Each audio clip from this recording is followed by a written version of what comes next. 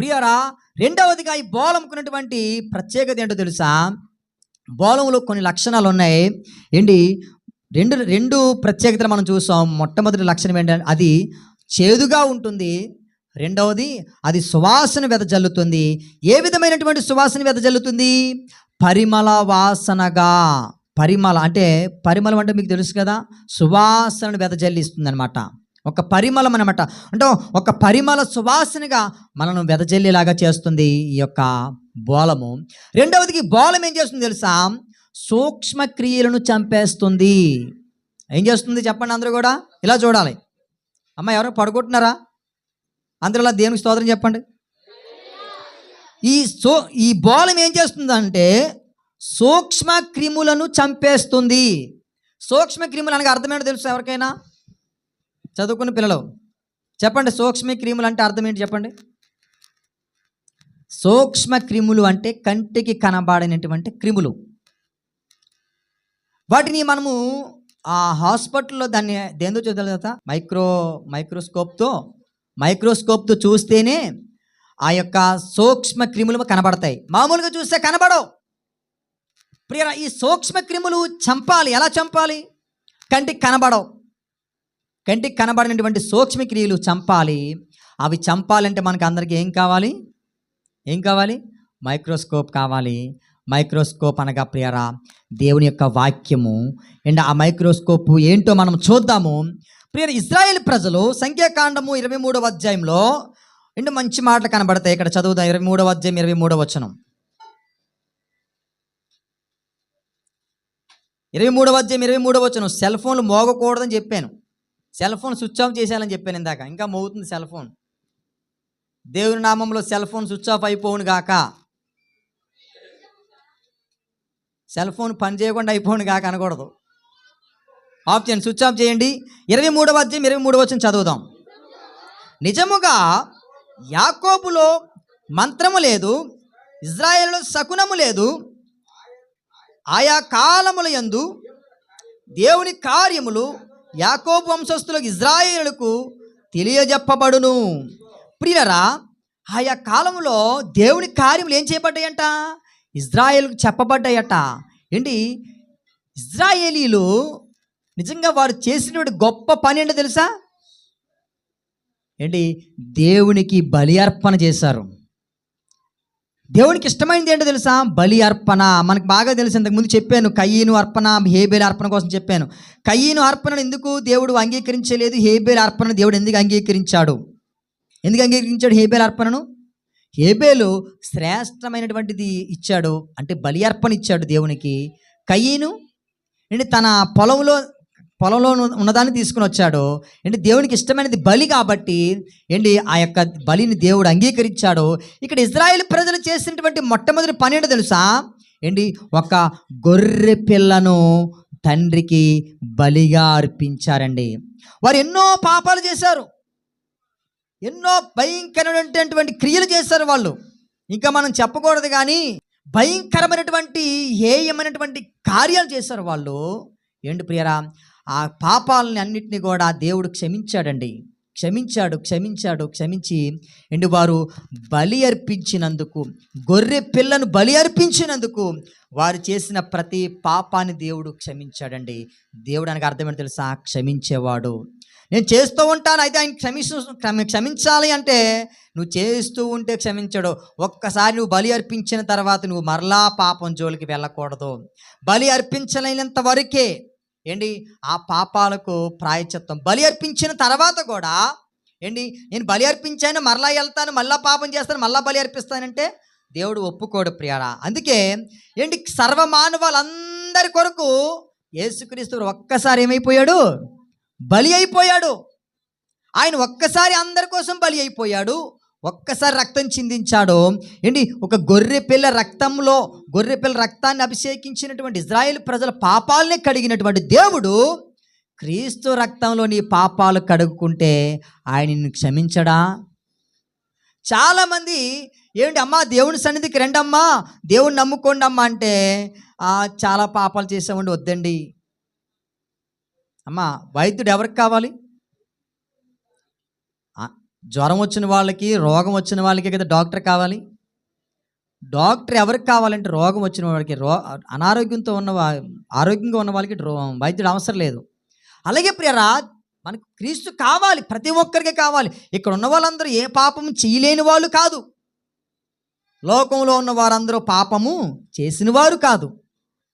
ఏమండి, క్రీస్తు రక్తం మనల్ని క్షమిస్తుందని మనం నమ్మం.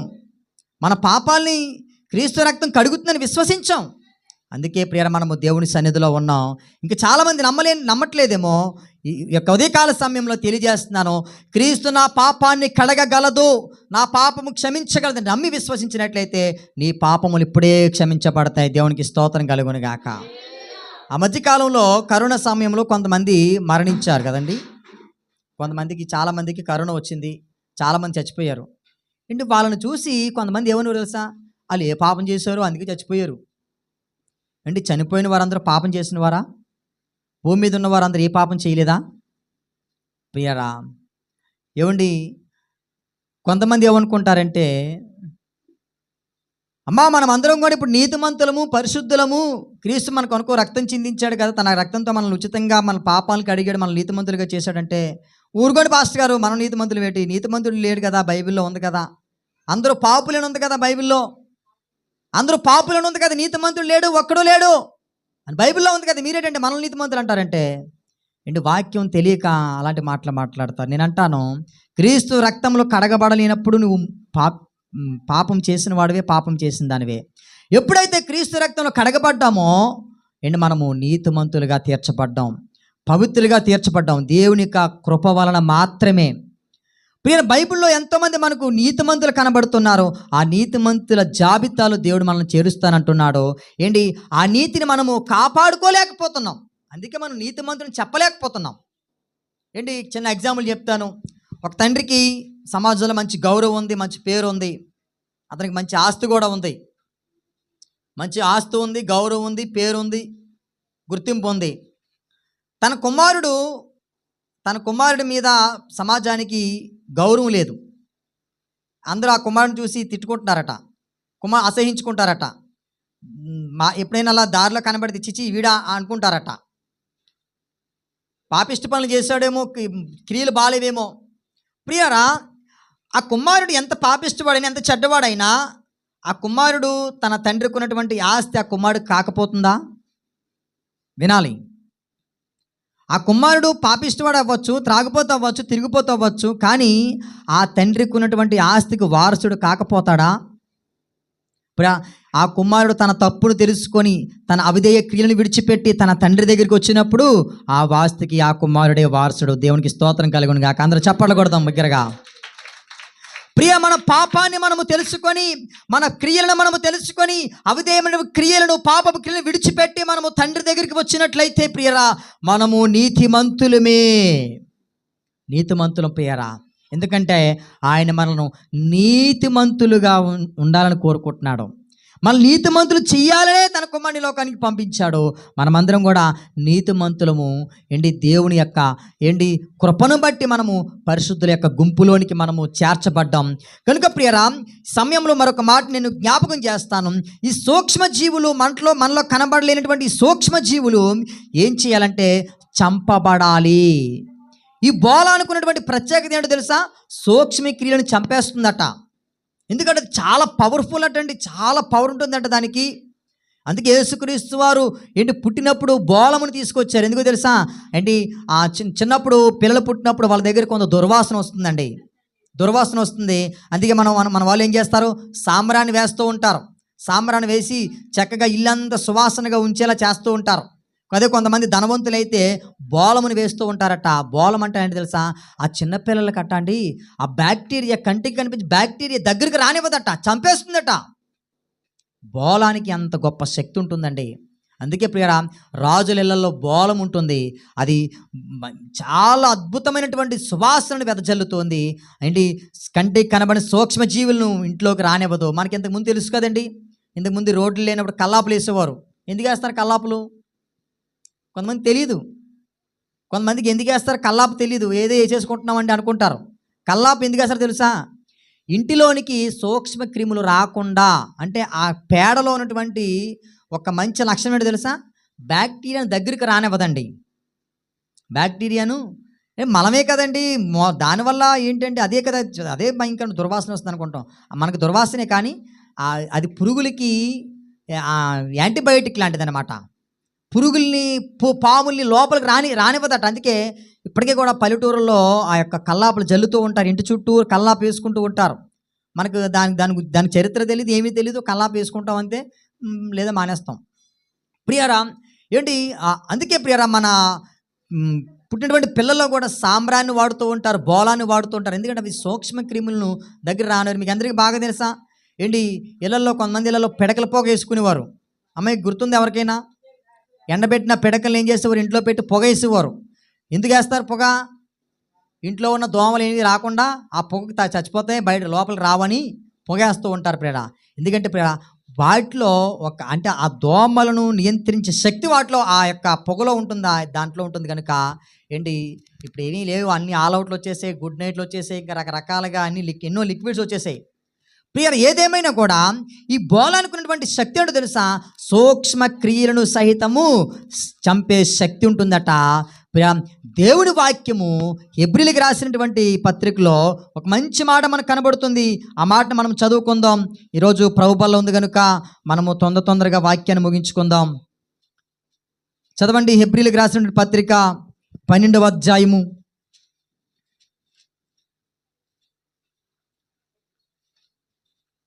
8వ అధ్యాయం 8వ వచనం.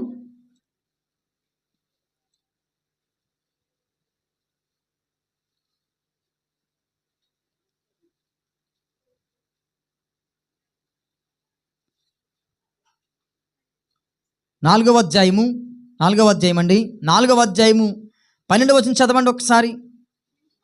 ఎందుకనగా దేవుని వాక్యము సజీవమై, జాగ్రత్తగా వినాలి, సజీవమై బలము గలదై రెండంచులు గల ఎటువంటి ఖడ్గము కంటెను వాడిగా ఉండి ప్రాణాత్మలను, కీళ్లను, మూలుగను విభజించినంత మట్టుకు దూరుచు హృదయం యొక్క తలంపులను, ఆలోచనలను శోధించుచున్నది. దేవునికి మహిమ కలుగునుగాక. ఇక్కడ అంటాడు, మరియు ఆయన దృష్టికి కనబడని సృష్టం ఏదీ లేదు. ఏంటి, ఎంత చిన్న సూక్ష్మ జీవైనా కూడా ఏంటి ఆయన దృష్టికి కనబడుతుంది కనుక ఆయన ఏం చేస్తాడంటే అంత చిన్న సూక్ష్మ జీవులను కూడా అంటే తన వాక్యము, అంటే ఎటువంటి రెండంచులు గల ఎటువంటి ఖడ్గము కంటెను వాడిగా ఉన్నటువంటి ఈ యొక్క వాక్యముతో ఆ సూక్ష్మ క్రిములను ఏంటి చంపేస్తుంది. అందుకే ప్రియరా మనకి కడవరి దినాలు మనకి ఏం కావాలి తెలుసా? వాక్యము కావాలి. సూక్ష్మ క్రిములను చంపే వాక్యము మనకు కావాలి ప్రియరా. ఇక్కడ అంటాడు కదా 12వ అధ్యాయం 2వ వచనంలో, మొదటి నుంచి చదువుదామా. ఇంత గొప్ప సాక్షి సమూహము మేఘము వలె మనలను ఆవరించి ఉన్నందున మనము కూడా ప్రతి భారమును సులువుగా చిక్కులు పట్టు పాపమును విడిచిపెట్టి, సులువుగా చిక్కులు పెడుతుందంట. అంటే కంటికి కనబడని సూక్ష్మ పాపం అండి, కంటికి కనబడినటువంటి సూక్ష్మ క్రిములు పాపమును విడిచిపెట్టి విశ్వాసమును కర్త అయిన దానిని కొనసాగించువాడిని యేసు వైపు చూచుచు మన ఎదుట ఉంచబడిన పందెములో ఓపికతో పరుగెత్తుదము. ప్రియరా ఏంటి, సూక్ష్మ క్రిమి ఏం చేస్తుంది తెలుసా? సులువుగా చిక్కులు పెడుతుందంట అండి. ఒకరోజంట ఒక ఆమెకంట ఏంటి ఒక క్యాన్సర్ కాయ మొదలైందట. జాగ్రత్తగా వినాలి ఏంటి, ప్రారంభంలో చూసుకోలేదంట, చిన్నదే కదా పెద్ద ఏముందిలే అనుకున్నారట. ఏంటి అది ఆ గడ్డ పెరిగిపోయిందంట, చాలా పెద్దగా పెరిగిపోయిందంట, పెద్దదైపోయిందంట. అది శరీరం అంతా వ్యాపించేసిందట. అది ప్రారంభంలో కంటికి కనబడని ఒక సూక్ష్మ క్రిములాగే ప్రారంభమైంది. ఏంటి బాడీ అంతా స్ప్రెడ్ అయిపోయింది. ఏంటి మొత్తానికి ఆమె ప్రాణానికే కారణమైపోయింది. ప్రియారా ఈ కంటికి కనబడని సూక్ష్మ క్రిమి ఎవరికి కనబడుతుంది? పాస్టర్ గారికి కనబడుతుందా? పాస్టర్ గారికి కనబడదు. అదిగో నీ తోటి సంఘంలో ఉన్నటువంటి తోటి వారికి కనబడుతుందా? వారికి కనబడదు. ఈ పాపము సులువుగా చిక్కులు పెడుతుంది, ఎవ్వరికి కనబడదు. ఈ పాపం అంటే చాలా చిన్నగా, చాలా సున్నితంగా, చాలా సూక్ష్మం కలిగినట్టుగా ఏంటి ఈ పాపం మనలోనికి ప్రవేశిస్తుంది, మన జీవితాన్ని పతనం చేస్తుంది, మన జీవితాన్ని అతలాకుతలం చేస్తుంది. ప్రియరా కాబట్టి మనకి బోళం కావాలి, సూక్ష్మ క్రిముని చంపే శక్తి కావాలి. ఎక్కడి నుంచి వస్తుంది శక్తి? లోకంలో ఎవరు కూడా ఆ క్రిమును తీసివేయలేరండి. ఆ పాపాన్ని నుంచి ఎవరు మనల్ని విడిపించలేరు. ప్రభువైన అయిన యేసుక్రీస్తు రక్తము తప్ప ఆ సూక్ష్మమైనటువంటి పాపములో నుండి, సులువుగా చిక్కులు పెట్టే పాపములో నుండి మనను ఎవ్వరూ విడిపించలేరు. గనుక ప్రియరా, మనకు ఖచ్చితంగా కావలసింది యేసుక్రీస్తు రక్తమే. ఆయన రక్తము ప్రతి సూక్ష్మ క్రిమును చంపేస్తుంది. ఎందుకో తెలుసా?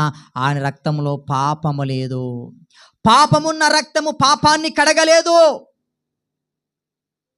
పాపమున్న రక్తము పాపాన్ని కడగలేదు. పాపమున్న రక్తాన్ని కడగాలి అంటే పాపము లేని రక్తము కావాలి. పాపమున్న రక్తాన్ని శుభ్రం చెయ్యాలంటే పాపము లేని నీతిమంతుడు రక్తం కావాలి. ఆ రక్తము ప్రభువైన యేసు నీ కొరకు నా కొరకు చిందించాడు. అందరూ బిగ్గరగా చప్పట్లు కొడుతూ ప్రభువును స్తుతిద్దాం. నీ కొరకు నా కొరకు ప్రభు చిందించాడు. నీ కొరకే కాదు, నా కొరకే, ప్రపంచ మానవులందరి కొరకు రక్తం చిందించాడు.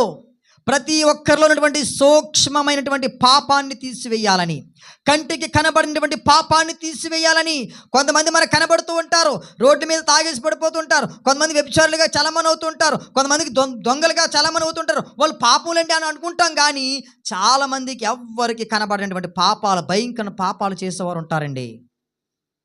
ఎవరికి కనబడరు. వాళ్ళు పైకి బాగానే మాట్లాడతారు, కానీ ఒక రోజట ఒక ఆయనంట చాలా చక్కగా మాట్లాడుతున్నాడు, చాలా ప్రేమగా మాట్లాడుతున్నాడట, అందరితో చాలా చనువుగా ఉంటున్నాడట, క్లోజ్గా ఉంటున్నాడట. అందరూ అనుకుంటున్నారట, ఈ వ్యక్తి చాలా బాగా మాట్లాడతాడండి, చాలా బాగా ప్రేమిస్తాడండి. పలకరింపులోనండి అబ్బబ్బబ్బబ్బా ఎంత మాధుర్యం అండి పలకరింపు అనుకుంటున్నారట. ఆ వ్యక్తి ఒక గంజాయికి ఎడిట్ అయిపోయాడండి. తెలియకుండా ఎడిట్ అయిపోయాడు. వాళ్ళతో సహవాసాలు చేసి మొత్తం గంజాయి అంతా ఎడిట్ అయిపోయి చాలా కాలం గంజాయికి అలా అలవాటు పడిపోయి ప్రియరా చాలా చుట్టూ ఉన్నటువంటి ప్రజలను ప్రజల దగ్గర బయట పడకుండా కాపాడుకుంటున్నాడట. మీ అందరికీ బాగా తెలుసు కదా, పాపం ఏది ప్రకృతిలో ఏది కూడా మరుగు చేయబడదు. ఏదో ఒక రూపంలో అది బయటకు వచ్చేస్తుంది. ఏదో ఒక రూపంలో బయట నువ్వు దాయాలనుకుంటావు, కొన్ని రోజులు దాస్తావు. ఎన్ని రోజులు దాస్తావు? కొంతకాలమే దాస్తావు. ఒక రోజు అలాగేనట, ఒక పాస్టర్ గారు ప్రార్థన చేయడానికి బైబిల్ పట్టుకొని ఒక ఆమె ఇంటికే వస్తున్నాడట. వస్తూ ఉంటే అమ్మో పాస్టర్ గారు మా ఇంటికే వచ్చేస్తున్నాడేమో అనుకుని ఆవిడేం చేసిందంట, చుట్ట తీసి ఒళ్ళు వేసుకుందంట. అప్పటి వరకు చుట్ట కాల్చిందట, చుట్ట తీసి ఒళ్ళు వేసుకుందట. ఒళ్ళు వేసుకున్న తర్వాత ప్రియరా కొంతకాలానికి కొంతసేపు అయిపోయింది కదా, బాబు ఈ చుట్ట మన నా దగ్గర ఉంటే పాస్టర్ గారికి తెలిసిపోద్దామో అనేసి ఇలా తీసి అలా పక్కింటి వాళ్ళ మీద పాడేసిందట. పాస్టర్ గారు ప్రార్థన చేసి వెళ్ళిపోతున్నాడట. ఆ పక్కింట్లో నుంచి పొగలు వచ్చేస్తున్నాయట. ఏంటమ్మా పొగలు వచ్చేస్తున్నాయి ఇల్లు కాలిపోతుంది. అక్కడ చుట్ట ఏమైపోయింది, ఇల్లుని తగలేడిసిందండి. అక్కడ ఇల్లుని తగలేడిసింది. దాగిందా? దాగదు. మనం ఏదో దాయాలనుకుంటాం, మనం ఏదో ఎవరికి తెలియనివ్వకూడదు అనుకుంటాం, కానీ దేవుడు దాన్ని పట్టపగలు చేస్తాడండి. బట్టబయలు చేసి నీ యొక్క నిందకు కారణం చేస్తుంది ఆ పాపం, నీ అవమానానికి కారణం చేస్తుంది ఆ పాపం. కనుక ప్రియరా, ప్రతి కంటికి కనబడిన ప్రతి విధమైన సూక్ష్మం కలిగినటువంటి పాపాన్ని తీసివేసే శక్తి యేసుక్రీస్తు వారి దగ్గర ఉంది. కాబట్టి ఆయన పాదాల ముందు మనము బ్రతిమలాడి ప్రార్థన చేద్దాం. ఇదిగో ప్రభువా, నీ రక్తంతో నన్ను కడుగు, నీ రక్తంతో నన్ను శుభ్రం చేయి, నన్ను పవిత్రపరచని మనము ప్రార్థన చేద్దాం. ప్రతి ఒక్కరు కూడా ఈ సమయంలో కంటికి కనబడని ప్రతి విధమైన సూక్ష్మము కలిగినటువంటి పాపాన్ని బంధించే ఆత్మను బంధించమని మనం అందరం కూడా ప్రార్థన చేసుకుందాం. ఈ సమయంలో దేవునికి విరోధంగా ప్రయత్నిస్తున్న, దేవునికి విరోధంగా పాపము చేయిస్తున్న దురాత్మ శక్తులన్నీ యేసు నామములో బంధింపబడునుగాక. యేసు నామములో బంధింపబడునుగాక. మనుషులకి ఎవరికి తెలియనివ్వకుండా చేయించుతున్నటువంటి పాపములను యేసు నామములో బంధింపబడునుగాక. మనుషులకి ఎవరికి తెలియనివ్వకుండా రహస్యంగా చేయించే పాపములను చేయించే ఆత్మను యేసు నామములో బంధించబడునుగాక. దేవునికి దూరం చేస్తున్న ఆత్మను యేసు నామములో బంధింపబడునుగాక.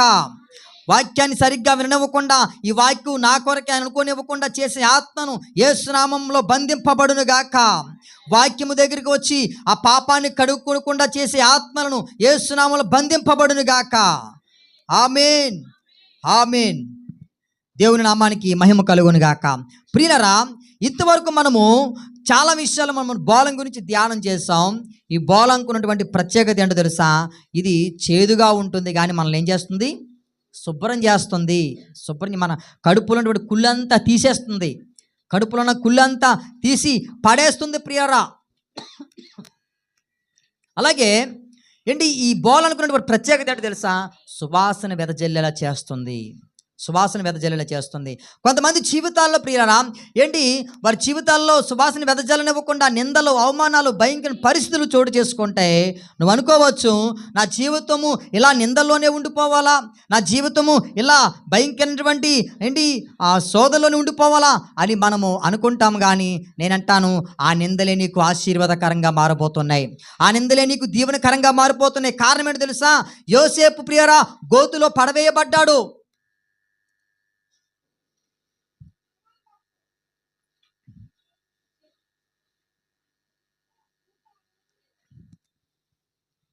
యోసేపు గోతులో పడవేయబడ్డాడు. కానీ యోసేపు ప్రియరా ఐగుప్తు దేశానికి ప్రధానమంత్రి అయిపోయాడు. సింహాసనం మీద కూర్చున్నాడు. యోసేపు సింహాసనం మీద కూర్చోడానికి కారణం ఏంటి తెలుసా? ఆ గొయ్యేనండి.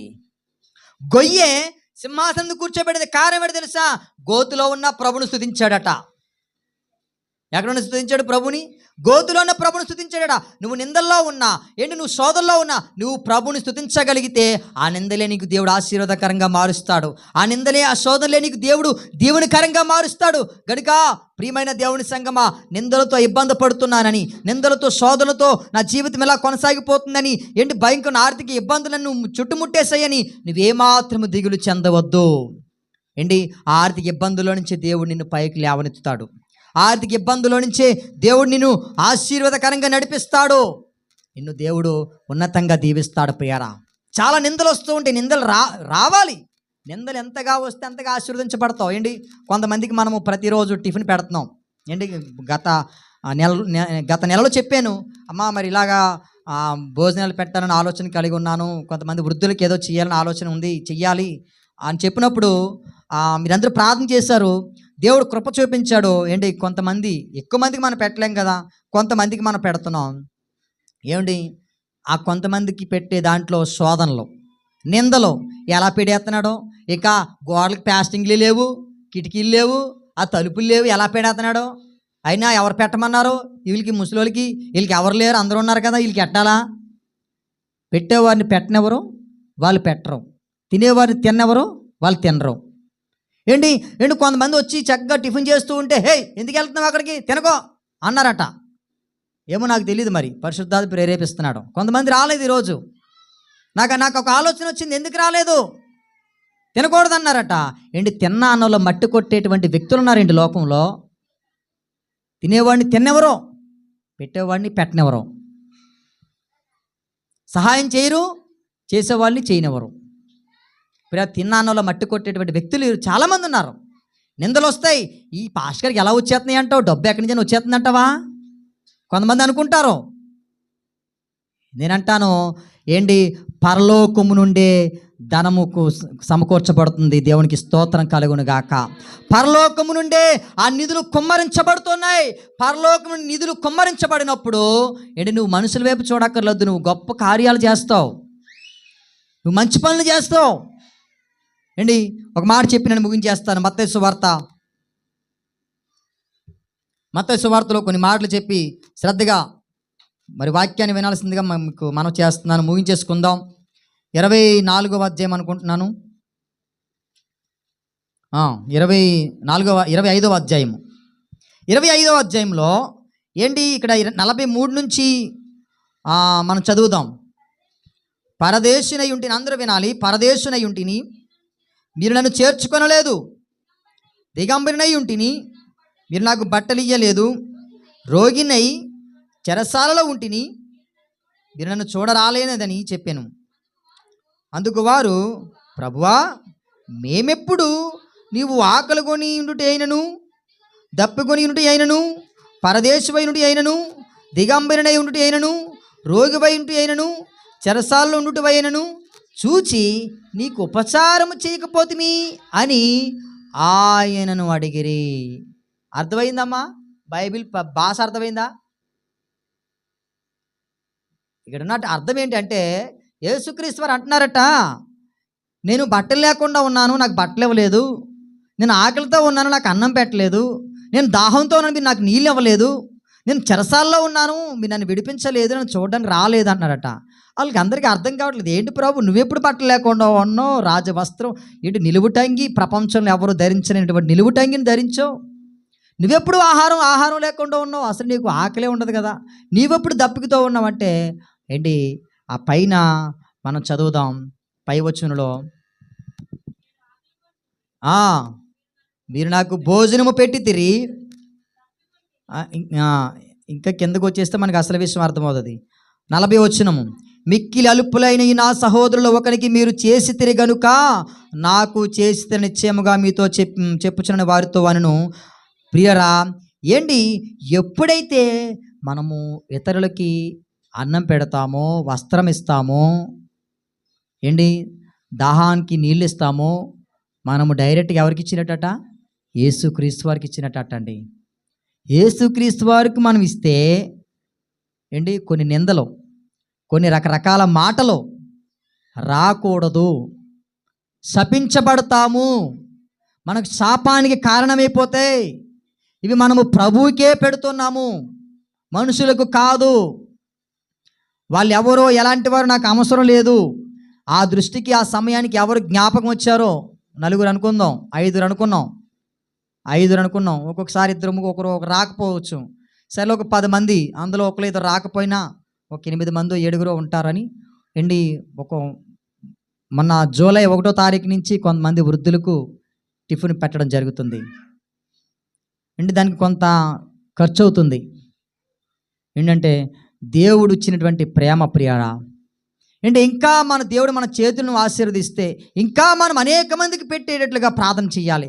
ఏంటి, కేవలం టిఫిన్తో ఆగిపోకూడదు, ఇంకా ప్రతిరోజు భోజనం కూడా పెట్టాలి. అలా మన చేతులు ఆశీర్వదించబడాలని మనము ప్రార్థన చేయాలి. దానివల్ల అనేక మంది తృప్తి పొందుతారు, మేలు పొందుకుంటారు. ప్రియారా, ఏంటి, ఒకరోజు అన్నారట, చర్చిలో మీటింగ్ పెట్టుకుంటున్నామంటే సహాయం చేయండి అన్నారట. మీటింగ్ పెట్టుకుంటే ఎందుకండి, మీరు ఏది అన్నదానం పెట్టండి సాయం చేస్తామన్నారట. అన్నదానం పెట్టినా సాయం చేయలేదట. ఒకరోజు పాస్టర్ గారు మొత్తం ఊరందరినీ పిలిచి ఒక కృతజ్ఞత మీటింగ్ పెట్టారట. అప్పుడు కూడా సాయం చేయలేదట. అలాంటి వాళ్ళు ఉంటారండి. కాబట్టి ప్రియరా, మనము దేవుని యొక్క ప్రణాళికలో మనం ఉన్నప్పుడు ఏంటి, మనము దీవించబడతాం, మనం ఆశీర్వదించబడతాం. యేసుక్రీస్తు యొక్క రక్తం మనలను కడిగింది, మనల్ని పవిత్రపరిచింది. అండి, మనము కూడా ఇతరులను ఆ యొక్క ప్రేమను చూపించే వారంగా ఉండాలి. ఆ ప్రేమలోనికి వారిని మనం తీసుకుని రావాలి. ఎందుకంటే ఏ ఆత్మ నశించిపోవడం వానికి చిత్తం కాదు. అందరూ కూడా మనమందరూ దేవుడు మనిషి ప్రేమించాలి. ఈ లోకంలో ప్రియరా, మనకు శత్రువు ఎవరైనా ఉన్నాడా అంటే ఎవరో, సాతాను ఒక్కడే. నాకు శత్రువు అండి, వాడేనండి నన్ను దేవుని దగ్గర రానివ్వడు, వాడేనండి నాకు ఈ బలహీనతలు, ఇదిగో వాడేనండి నాకు మూర్ఖులతో సహవాసం చేస్తున్నాడు, ఇదిగో వాడేనండి నా కుటుంబాన్ని ఆశీర్వదించనివ్వకుండా చేస్తున్నాడు, ఇదిగో వాడేనండి వాక్యాన్ని వినకుండా చేస్తున్నాడు, వాడేనండి పాటలు పాడినివ్వకుండా చేస్తున్నాడు, వాడేనండి ప్రార్థన చేయనివ్వకుండా చేస్తున్నాడు. నాకు తెలియదేమో, ఇందాక చాలామంది నేను ప్రార్థన చేయమని కోరిన ఎవరు ప్రార్థన చేయట్లేదు. ఆరాధన అయిపోయిన తర్వాత ప్రార్థన చేయండి చెప్పాను, చాలామంది ప్రార్థన చేయట్లేదు. మరి ఏం జరిగిందో తెలియదు నాకు. ప్రియులారా, ప్రార్థన చేయనివ్వకుండా చేసేది ఏంటో తెలుసా? దురాత్మ. ప్రార్థన చేయనివ్వదు. ఒక విషయం చెప్పమంటారా? మన బైబిల్ కాలేజీకి వెళ్ళాను కదా, బైబిల్ కాలేజీలో ముగించేస్తాను. నాకన్నా ముందు వచ్చాడు ఒక సహోదరుడు. ఆ సహోదరుడు చాలా బ్రిలియంట్ అన్నమాట, చాలా మేధావి. నువ్వు నిద్దట్లో మాట్లాడిన మాటలైనా కూడా వింటాడు. ఇప్పుడు ఏదైనా ఒక 10 ఫోన్ నెంబర్లు ఇప్పుడు చెప్పేసావు అనుకోండి, ఏమండి ఒక 10 ఫోన్ నెంబర్లు గుర్తుపెట్టుకొని ఇప్పుడు చెప్పేసావు అనుకోండి, మళ్ళీ సాయంత్రం వెళ్ళి అడిగితే 10 ఫోన్ నెంబర్లు చెప్పేస్తాడు. అంత మేధావి. మొత్తం మీద దుప్పటి తెచ్చుకోలేదు. సరే, నా పక్కనే దుప్పడేసాం, మా ఇద్దరం ఒకే దాని మీద కూర్చున్నాం. అయితే మీ ఇద్దరు ఇలా పడుకుంటాం కదా, ఇలా సారపడతాం కదా, టక్కుమని లేచిపోతున్నాడు, అలా నడుస్తున్నాడు, టక్కుమని పడుకుంటున్నాడు. ఏట్రా, టక్కుమని లేచిపోతున్నాడు, టక్కుమని పడుకుంటున్నాడు, మళ్ళీ ఇలా లేస్తున్నాడు.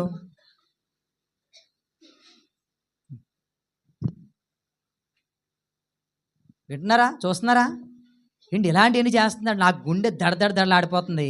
కానీ నాకు చాలా ధైర్యం వచ్చిందండి. అస్సలు భయపడలేదు. ఆలోచిస్తున్నాను, ఏంటి ఇలా ప్రవర్తిస్తున్నాడు, సరే ఇక మనం బాగా అబ్జర్వ్ చేయాలి, చాలా జాగ్రత్తగా ఉండాలి అయితే అని ఆ మనసులో అనుకుంటున్నాను. కానీ భయపడలేదు. చూస్తున్నాను, నేను చూసినా కూడా మైండ్ నా మీద పెట్టట్లేదు. అసలు చుట్టూ ఏం జరుగుతుందో పట్టించుకోవట్లేదు. ఏంటి, భోజనానికి వెళ్ళామనుకోండి ప్లేట్ మర్చిపోతున్నాడు, స్నానానికి వెళ్ళామనుకోండి సబ్బు మర్చిపోతున్నాడు. నా బైబిల్ ఎక్కడ పెట్టేశాను, నా బైబిల్ ఎవరైనా చూసారా అంటున్నాడు. అన్నీ విచిత్రమైన పనులు చేస్తున్నాడు. ఆఖరికి ఏం జరిగిందంటే, అందరూ ప్రార్థన చేస్తున్నాం కదా, ఆ అబ్బాయి ప్రార్థన చేయట్లేదు. ప్రార్థన చేయండి, ప్రార్థన ఏం చేయాలి అంటున్నాడు. థియేటర్ బాబు, ఇంతసేపు అందరూ ప్రార్థన చేస్తుంటే అసలు చర్చిలో ఉన్నావా ఎక్కడ ఉన్నావా అని అంటే, చెప్పు ఏం చేయాలి, చెప్పు, ప్రార్థన చేయాలా, ఓకే చేస్తాను. ఏమిటి విచిత్రమైనటువంటి ప్రవర్తన. ఆఖరికి ఏం జరిగింది తెలుసా, నిన్న శుక్రవారం అనుకుంటా, శుక్రవారం అందరూ ప్రార్థన చేస్తున్నాం, సహోదరులు అందరూ చేస్తాం. ఏంటి మనోడిని చేయమంటున్నాం, ప్రార్థన చేయమంటే చేయను అన్నాడు. మనం చెయ్యాలి ప్రార్థన, మనం ప్రార్థన చెయ్యాలి, చేయడానికే కదా వచ్చాం అని చెప్తుంటే, నేను చేయనంటే చేయను, నేను ఎందుకు చేయాలి ప్రార్థన, నేను చేయను అన్నాడు. బాబు ఇదేంట్రా బాబు, వీడు ఇలాగ అయిపోయాడని అనగానే ఒక సహోదరి అన్నది, ఏమండి మనం రోజు భోజనం చేస్తున్నాం కదా, మనం భోజనం చేస్తున్నాం కదా, మరి ప్రార్థన కూడా అలా చేయాలని అంటే, నువ్వెవరు నాకు చెప్పడానికి, భోజనకి దానికి లింక్ వెళ్తావు, నేను ఉండమంటే నీ కాలేజీలో ఏంటి. వెంటనే అన్నీ చింపేసుకొని మొత్తం అక్కడ పెద్ద పెద్ద కేకలు వేసేసి బట్టలు చింపేసుకొని బ్యాగ్ పట్టుకొని వెళ్ళిపోయాడు. అంతే, ఇంకా పరుగులే ఆగలేదు అక్కడ. కారణం ఏంటో తెలుసా, ఆ అబ్బాయిలో భయంకర దురాత్మలు ఉన్నాయండి. రాత్రి 1 గంట అయినా తిరుగుతున్నాడు అటు ఇటు, ఎవరితో మాట్లాడుతున్నాడు, గాలిలో మాట్లాడుతున్నాడు. ఏంటి ఎవరితో మాట్లాడుతున్నాడు అర్థం కావట్లేదు, ఏం చేస్తున్నాడు అర్థం కావట్లేదు. మనం ఒకటి ప్రార్థన చేయమంటే ఏదో ప్రార్థన చేస్తున్నాడు, ఒకరి కోసం ప్రార్థన చేయమంటే ఎవరెవరి కోసమో చేస్తున్నాడు ప్రార్థన. ఏంటి, కానీ చాలా మేధావండి, చాలా తెలివైన వాడు. ఏమండి భయంకర దురాత్మలు పట్టేసాయంట. ఏంటి అప్పటి వరకు బాగానే ఉన్నాడు, కానీ ప్రార్థన చేయి అనేసరికి మేము అప్పటికే 4 రోజులు అయిపోయింది కదా, ఫస్ట్ అంటే అంత పరిచయాలు ఉండవు, క్లోజ్గా ఉండం కాబట్టి పెద్దగా పట్టించుకోం. ఏంటి కొంచెం క్లోజ్ అయిన తర్వాత అడ్వాంటేజ్ తీసుకుంటాం, ప్రార్థన చేయొచ్చు కదా, భుజం మీద చేసుకుంటాం, చక్కగా కలిసిమెలిసి ఉంటాం. ఏంటి ఇంకా మనోడికి లోపల ఆనైపోయాడు, వైఫ్ ఆనైపోయింది. ఏ వైఫ్ అది, దురాత్మని వైఫ్ ఆనైపోయింది. బాబాయ్ ఇక్కడ ఉంటే నేను ఇంకా ప్రార్థన చేయమంటారు వీళ్ళు అని అక్కడి నుంచి తీసుకెళ్ళిపోయాడు. దురాత్ముడు తీసుకెళ్ళిపోయాడు, ఇంకా మొత్తానికి కనబడలేదు, ఆగట్లేదు. ఇంకా బ్యాగ్ అన్ని పట్టుకెళ్ళిపోయాడు, అన్ని తెంపేసుకున్నాడు, బట్టలు చింపేసుకున్నాడు, వెళ్ళిపోయాడు, ఇంకా పరిగెడిచాడు. కానీ చాలా మేధావండి, చాలా బ్రిలియంట్ అన్నమాట, చాలా చదువుకున్నాడు కూడా.